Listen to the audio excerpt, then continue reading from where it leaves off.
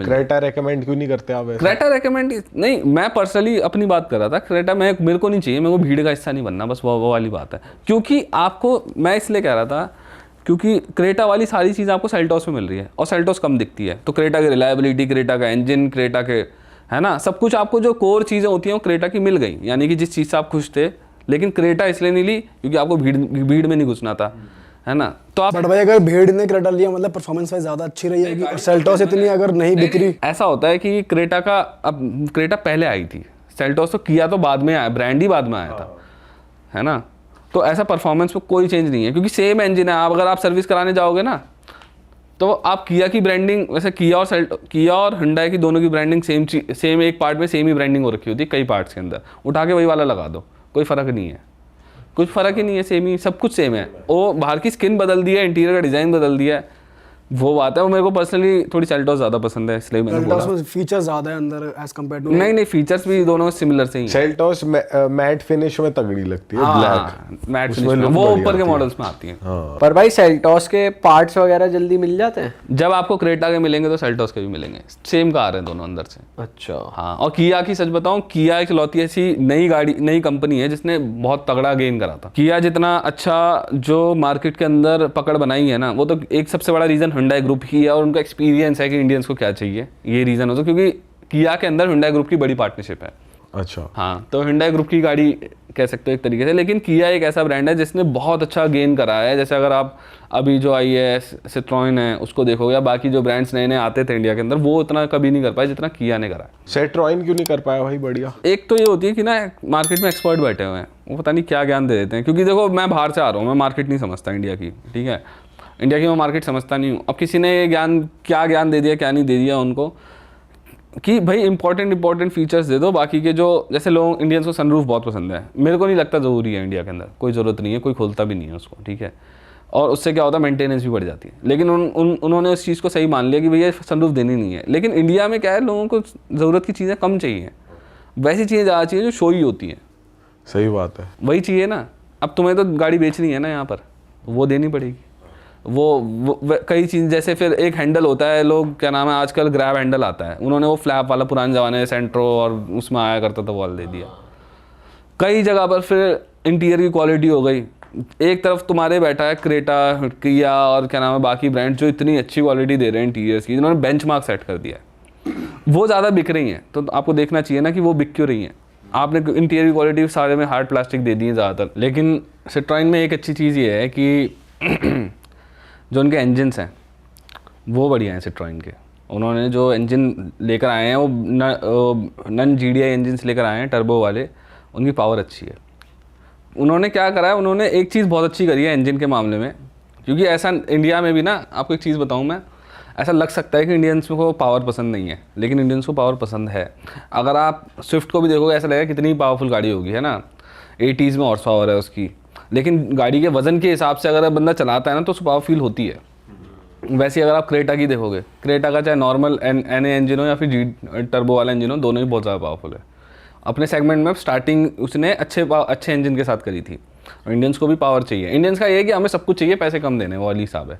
तो ये सिट्रोइन क्या गड़बड़ कर गई इन्होंने, मेरे को ये लगा था कि सिट्रोइन ना, जैसे काम के फीचर्स उन्होंने ज़्यादा दिए होंगे, सेफ्टी वगैरह पे ज़्यादा ध्यान दिया होगा, ठीक है, उसके बारे में तो मैं बहुत ज़्यादा नहीं बोल सकता हूँ। लेकिन जो एक्चुअली में लोगों को पसंद होते हैं ना कि भाई हमारे पास ये वाला फीचर है, सनरूफ है, ये है, वो दिखाने में मज़ा आता है, फील है गाड़ी के अंदर, वो नहीं दे पाए। वो उसकी वजह से ना बहुत ज़्यादा मार्केट ख़राब है इस टाइम। इतनी मार्केट ख़राब है सिट्रोइन की, वो 500-600 गाड़ियाँ महीने की बेच रहे हैं। 5 मॉडल है उनके पास, 4 से 5 मॉडल है, और 500 गाड़ियाँ।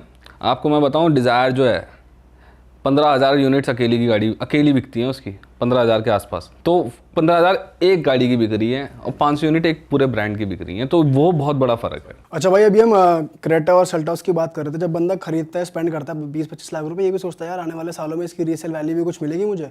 इन दोनों गाड़ियों में कंपेयर किया जाए तो कौन सी की ज़्यादा रीसेल वैल्यू मिल सकती है? यार ऐसा है, 19-20 का फ़र्क है, ज़्यादा फ़र्क नहीं है इनमें। ऐसा कहा नहीं जा सकता कि इसकी रीसेल ज़्यादा मिलेगी या उसकी रीसेल किया ने अपनी रीसेल वैल्यू बना ली है, रीसेल अच्छी, क्योंकि लोगों को पता है कि ये है हुंडई।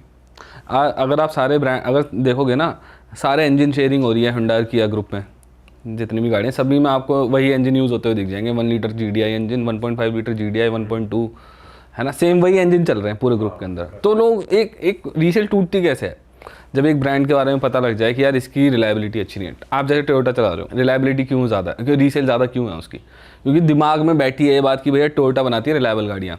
हम भी जब इनसाइड बात बताता हूँ, जब हम गाड़ी वो करने जाते हैं ना, कोई भी गाड़ी हो, चाहे टाटा की हो, महिंद्रा की हो, हुंडई की हो, किया की हो, किसी भी ब्रांड की अगर आप कार मीडिया ड्राइव पे जाते हो तो जो ट्रेलिंग कार होती है, ट्रेलिंग कार मिलती है, इससे आप कार को शूट कर सकते हो, चलती हुई गाड़ी को शूट कर सकते हो। देखते होंगे ना आप, चलती हुई गाड़ी, रोड चल रहा है और गाड़ी चल रही है रोड पे और तब भी आप शूट कर पा रहे हो, तो ट्रेलिंग कार देते हैं।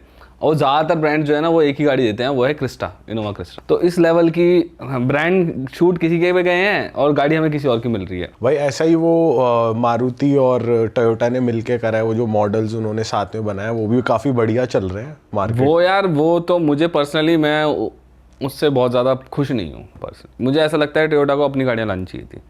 उन्होंने एक तरीके से शॉर्टकट ढूंढ लिया। उनका क्या हुआ, उनमें दांत खट्टे हो गए। उन्होंने गाड़ी लॉन्च करी थी इटियोस वगैरह, चली नहीं। इन्होंने भी वही गलती करी थी सिट्रोएन वाली, बहुत ज़्यादा ब्लैंड सा इंटीरियर दे दिया, बेसिक चीज़ें दे दी, इंजन अच्छा बना दिया उन्होंने। उसका मीटर ही बहुत बेकार है, बीच में मीटर दे तो। दिया, किसी को नहीं चाहिए वो, किसी को भी नहीं चाहिए वो मीटर भी, वो किसी को पसंद नहीं आता। एक अथॉरिटी होती है ना, जब आप गाड़ी, मेरी गाड़ी मेरे को चाहिए, सब कुछ सामने है ना, वो अथॉरिटी चली जाती है, वो लोगों को पसंद नहीं आता। वो उन्होंने कॉस्ट कटिंग के लिए करा था, क्योंकि आसान है, बीच में दे दिया ना, तो आपको पैनल्स की जो होती हैं वो प्लेसमेंट चेंज नहीं करनी पड़ती। लेफ्ट हैंड ड्राइव कई कंट्रीज़ हैं, कई राइट हैंड ड्राइव कंट्रीज़ हैं, तो उन्होंने बीच में ही दे दिया। पर वेलफायर तो बहुत अच्छा परफॉर्म कर रही है, इंपोर्ट करते हैं वो वेलफायर को। यहाँ कुछ नहीं हो रहा उसका, यहाँ नहीं बन रही। नहीं। तो मैं क्या बता रहा था आपको, रीसेल की बता रहा था। तो टोयोटा की रीसेल इसलिए क्योंकि पूरी दुनिया में पता है कि भैया गाड़ी बहुत ज़्यादा रिलायबल है। और जब इंडियंस को सबसे ज़्यादा वैलिडेशन पता है कहाँ से मिलती है, बाहर से। बाहर की वैलिडेशन चाहिए होती है लोगों को, इंडियंस को खासकर। अगर किसी अंग्रेज़ ने बोल देना कि टोयोटा बहुत ज़्यादा अच्छी है, क्योंकि टोयोटा बहुत क्या है कि टोयोटा अक्सर ना कई साल ऐसा होता है कि वो फोर्ड से भी ज़्यादा बिक रही होती है अमेरिका के अंदर। ट्रम्प को ये वाली बातें बुरी भी लगती हैं बहुत ज़्यादा कि हमारे ब्रांड से बिक रहे, बाहर के जापानी ब्रांड आके ज़्यादा बिक रहे। ये वाली चीज़ होती है, इसकी वजह से ना वो उतना पसंद नहीं करते। वो क्या नाम है, इसकी वजह से इंडियंस को वह है भी बात, लेकिन एक वैलिडिटी मिली है कि भैया ये गाड़ी रिलायबल है। और सेम चीज़ फिर हुंडई किया के साथ भी है, 20-25 साल से वो यहाँ पर कर रहे हैं और हमने देखा है कि भाई गाड़ी है तो रिलायबल, ऐसी कोई दिक्कत आती नहीं है। पुरानी गाड़ियों में भी दिक्कत नहीं आती उनकी। तो चाहे आप किया ले लो, चाहे हुंडई ले लो, कोई दिक्कत नहीं है। भाई फीचर्स आप कह रहे थे, मैं बताऊंगा कि ज़रूरी फीचर्स क्या हैं गाड़ी लेते हुए। तो यार कुछ ऐसे फीचर्स हैं जो मैं आपको कह रहा था ना कि मैं 15 लाख के अंदर मतलब सेकंड बेस या मिड वेरिएंट्स के बारे में बता रहा हूँ। टॉप जाने की ज़रूरत नहीं है, जिसके पास पैसे हैं वो जाए, जिसको जहाँ जाना है वो बात अलग है। लेकिन अगर कोई वैल्यू फॉर मनी ढूंढ रहा है तो कुछ फीचर्स हैं जो गाड़ी में होने चाहिए। 10-11 फीचर्स की ऐसी लिस्ट है। एक तो आपके ABS होना चाहिए गाड़ी के अंदर, वो सब में आ रहा है, वो तो हो गया। 6 एयरबैग्स अब वो स्टैंडर्ड हो गए हैं, कई गाड़ियाँ अभी भी नहीं दे रही हैं, कई गाड़ियों में अभी भी नहीं मिल रहा है, लेकिन वो बेस वेरिएंट से मिलने चालू हो जाते हैं आजकल। 6 एयरबैग्स गाड़ी में, EBD ESC ये होना चाहिए। अरे वाह, आपने ये वीडियो यहाँ तक देख ली भाई, तुमने हमारी मेहनत सफल कर दिया। तुम ही लोग हो असली रियल हिट।